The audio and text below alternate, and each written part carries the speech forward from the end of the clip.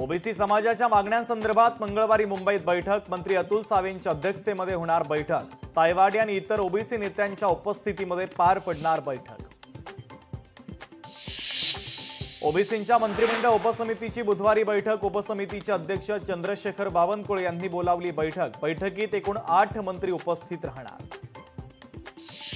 मुंबईच्या आंदोलनानंतर पहिल्यांदाच अंतरवाली सराटीमध्ये दाखल झालेल्या जरांगे पाटलांचं गुलालाची उधळण करत दणक्यात स्वागत।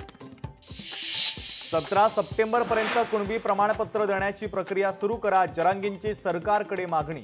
हैदराबाद गॅझेटियरची अंमलबजावणी न केल्यास मोठा निर्णय घेण्याचा दिला इशारा।